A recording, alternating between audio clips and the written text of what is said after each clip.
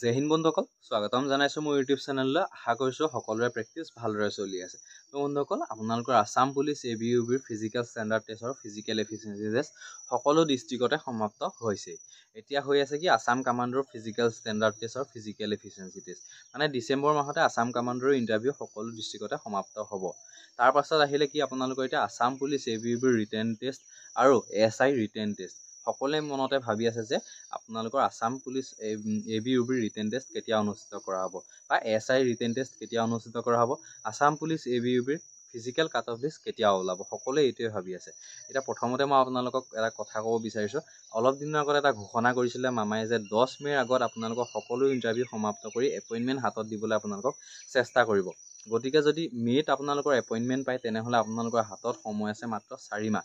এই 4 মাহতে আপোনালোকৰ ৰিটেন টেষ্ট, ভাইভা টেষ্ট আৰু SI সকলৰ ফিজিকেল টেষ্ট, সাইকোমেট্ৰিক টেষ্ট সকলোখিনি সমাপ্ত কৰিব লাগিব এই 4 মাহতে।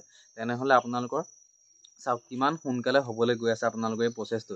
এই দীঘলীয়া প্ৰচেছটো আপোনালোকৰ হাতত মানে একদম সময় নাপাব। আপোনালোকৰ কাট অফ লিষ্ট ওলাব, লগালগ আপোনালোকৰ এক্সাম অনুষ্ঠিত কৰা হ'ব। তাৰপাছত আকৌ কাট অফ লিষ্ট ওলাব, ভাইভালে মাতিব, তেনেদৰে অনুষ্ঠিত হৈ থাকিব। এতিয়া মেইন কথাটো হ'ল আপোনালোকৰ আসাম পুলিচ ABUBৰ ফিজিকেল কাট অফ লিষ্ট কেতিয়া ওলাব। আপোনালোকৰ আৰু খুব বেছি 15-20 দিনৰ ভিতৰত আপোনালোকৰ আসাম পুলিচ ABUBৰ কাট অফ লিষ্ট ওলোৱাৰ সম্ভাৱনা আছে। মানে আপোনালোকৰ ডিচেম্বৰ মাহৰ শেষৰ ফালে আপোনালোকৰ আসাম পুলিচ ABUBৰ cut off list, physical cut off list যোনটো ওলোৱাৰ সম্ভাৱনা বহুত বেছি আছে। যদি আপোনালোকৰ ডিচেম্বৰত আপোনালোকৰ কাট অফ লিষ্টখন ওলায় তেনেহ'লে আপোনালোকৰ আৰু 1 মাহমানৰ পাছতে বা এমাহ নাপাবও পাৰে আপোনালোকে, তাৰ পাছতে আপোনালোকৰ ৰিটেন টেষ্ট হোৱাৰ সম্ভাৱনা বহুত বেছি আছে। আমি যদি জানুৱাৰী মাহটো চাওঁ, এতিয়া জানুৱাৰী মাহত কি আহি আছে, জানুৱাৰী মাহত পঞ্চায়ত ইলেকশ্যন আহি আছে। পঞ্চায়ত ইলেকশ্যন যদি জানুৱাৰী মাহত হয়, ফেব্ৰুৱাৰী মাহত আহি আছে কি মেট্ৰিক হায়াৰ ছেকেণ্ডেৰী পৰীক্ষা। ফেব্ৰুৱাৰী মাহত মেট্ৰিক হায়াৰ ছেকেণ্ডেৰী পৰীক্ষা আৰু হাতত সময় থাকিলে আমাৰ 2 মাহ, মাৰ্চ আৰু এপ্ৰিল। এই 2 মাহৰ ভিতৰত আপোনালোকৰ ৰিটেন টেষ্ট, ভাইভা টেষ্ট বা SI সকলৰ physical test, written test, psychometric test এই সকলোখিনি সমাপ্ত হ'বনে নহয়। সেইকাৰণে আপোনালোকৰ কি জানুৱাৰী হ'লে আপোনালোকৰ যদি ৰিটেন টেষ্টটো হয় জানুৱাৰী লাষ্টৰ ফালে, নহ'লে আপোনালোকৰ ফেব্ৰুৱাৰী ফাৰ্ষ্ট উইকত হোৱাৰ সম্ভাৱনা বহুত বেছি আছে। কাৰণ অতি সোনকালে কৰিবলৈ চাব, কাৰণ এটা বহুত দীঘলীয়া প্ৰচেছ হ'বলৈ গৈ আছে। ৰিটেন টেষ্টত আপোনালোকক 5জনকৈ কেণ্ডিডেট মাতিব, তাৰ পাছত আপোনালোকৰ ভাইভা টেষ্ট হ'ব, ভাইভালে আপোনালোকক 2জনকৈ কেণ্ডিডেট মাতিব। ভাইভা হোৱাৰ পাছতহে আপোনালোকক মেইন মেৰিট লিষ্টখন মৰা হ'ব। গতিকে এটা বহুত দীঘলীয়া প্ৰচেছ। আৰু এতিয়া আহিল SI সকলৰ কথা। SI সকলৰ ৰিটেন টেষ্ট অতি সোনকালে হ'বলৈ গৈ আছে। SI সকলৰ মোৰ মতেতো SI সকলৰ আসাম পুলিচ ABUBৰ ৰিটেনৰ আগত SI সকলৰ ৰিটেন টেষ্ট হোৱাৰ সম্ভাৱনা আছে। কিয় কৈছোঁ, SI সকলৰ এতিয়ালৈকে এটাও প্ৰচেছ হোৱা নাই, কাৰণ ৰিটেন হোৱাৰ পাছতহে SI সকলৰ ফিজিকেল টেষ্ট হ'ব, তাৰ পাছত ABSI সকলৰ সাইকোমেট্ৰিক টেষ্ট হ'ব। গতিকে এটা বহুত দীঘলীয়া প্ৰচেছ। বা আপোনালোকৰ আসাম পুলিচ ABUBৰ লগতে SI সকলৰ ৰিটেন টেষ্ট হ'ব পাৰে, বা 2 এসপ্তাহ অগা পিছা হ'ব পাৰে, বা একেদিনাই আপোনালোকৰ আসাম পুলিচ কনষ্টেবল ABUB আৰু আসাম পুলিচ SI ABUB পৰীক্ষা অনুষ্ঠিত কৰিব পাৰে। কাৰণ পেপাৰ একেখনে, আপোনালোকৰ আসাম পুলিচ ABUB কনষ্টেবলৰ কাৰণে একেখনে পেপাৰ আহিব আৰু SI সকলৰ ABUB দুইটাৰ কাৰণে পেপাৰ একেখনে। গতিকে আগবেলা যদি কনষ্টেবলৰ হয় আপোনালোকৰ পিছবেলালৈ SI সকলৰ হ'ব পাৰে।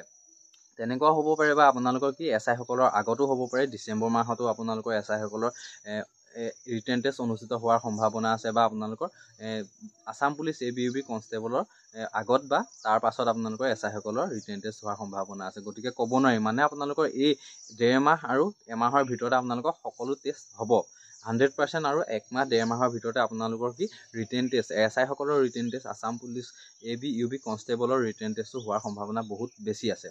গতিকে আপোনালোকে, মই কি ক'বলৈ বিচাৰিছোঁ আপোনালোকে নিশ্চয় বুজি পাইছে মোৰ কথাখিনি। মানে আপোনালোকৰ হাতত সময় কিমান আছে ৰিটেন টেষ্ট দিবলৈ, আপোনালোকৰ এমাহ বা 1.5 মাহ।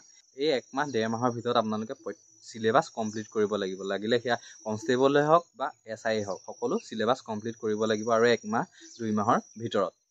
গতিকে অতি সোনকালে আপোনালোকৰ আসাম পুলিচ ABUBৰ কনষ্টেবলৰ ৰিটেন টেষ্ট, আসাম পুলিচ ABUBৰ SI ৰিটেন টেষ্ট অনুষ্ঠিত হ'বলৈ গৈ আছে। ভিডিঅ'টো চাই নিশ্চয় বুজি পাইছে মই কি ক'বলৈ গৈ আছিলোঁ, আপোনালোকৰ কথাখিনি ভালদৰে বুজি পাইছে। আৰু আপোনালোকৰ যদি কিবা নজনা কথা সুধিবলগীয়া আছে তেনেহ'লে মোক কমেণ্ট কৰিব পাৰে। মই সকলোৱে কমেণ্টৰ ৰিপ্লাই কৰিবলৈ চেষ্টা কৰিম। আৰু যদি কিছুমানৰ কমেণ্টৰ ৰিপ্লাই কৰিবলৈ থাকি যায় তেনেহ'লে মোক পুনৰ কমেণ্ট কৰি আপোনালোকে সুধিব পাৰে। গতিকে আজিলৈ ভিডিঅ'টো ইমানতে সমাপ্ত কৰিছোঁ। পুনৰ লগ পাম অন্য এটা ভিডিঅ'ত। ধন্যবাদ।